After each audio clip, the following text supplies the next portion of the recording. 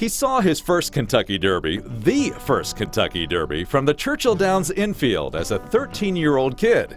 He began running the track in 1902 and worked tirelessly for the next 47 years to cultivate the Derby into the world's premier thoroughbred race. He was Colonel Matt Winn, and his contribution to the horse racing industry and the city of Louisville can't be overstated. Colonel Matt Winn, I think, is one of the most fascinating characters in the history of the city of Louisville, and clearly the most important figure in the history of Churchill Downs. He's the architect of Churchill Downs as we know it today, the architect of the Kentucky Derby as we know it today.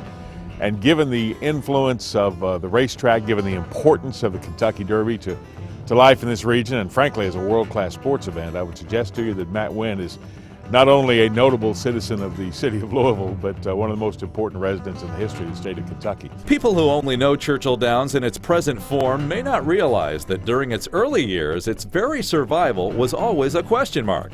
But when Colonel Winn came on the scene, it was the beginning of a new era.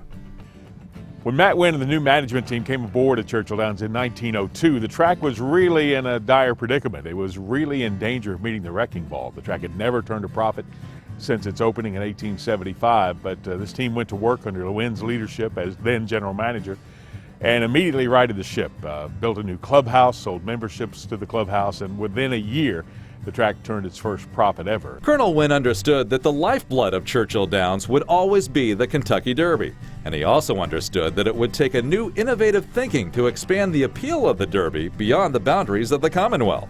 He was the one that courted the media.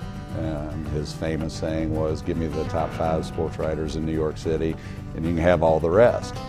And he really catered to the media, especially the East Coast media. I've always said that horse racing is a writer's sport. They're just incredible human interest stories. And Colonel Winn, I think, understood that.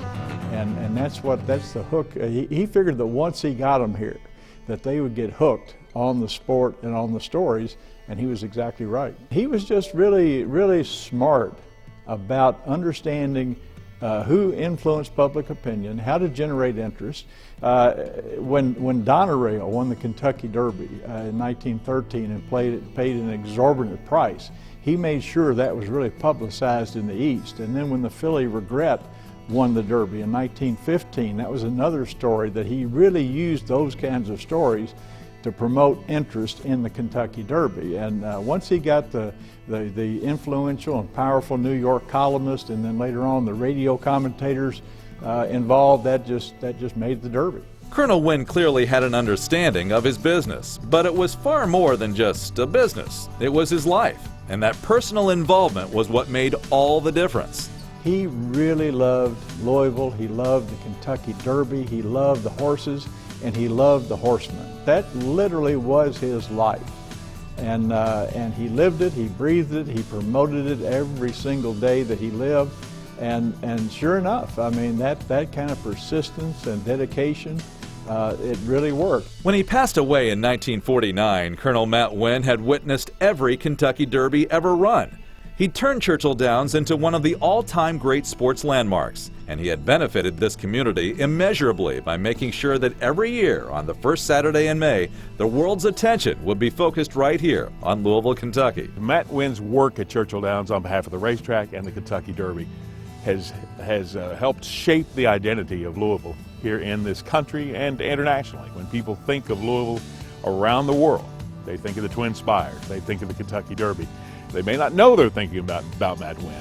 He has been gone since 1949, but his legacy is alive. He was a one-of-a-kind, larger-than-life individual, and his influence is felt every day. Every time you look at those Twin Spires and think of what happens here at Churchill Downs, you have to think of Matt Winn and what he brought to this track, this sport, and this community. I think he envisioned where the Derby is now. He probably didn't know exactly, but innately he knew what the Derby could become, and really set about creating the foundation and pushing it in that direction. Former Churchill Downs president Tom Meeker once said of Colonel Winn, he was the painter who created the masterpiece, and the rest of us are nothing more than frame makers. That's a fitting description of the man who made the Kentucky Derby what it is today, and something we should all remember every year on the first Saturday in May.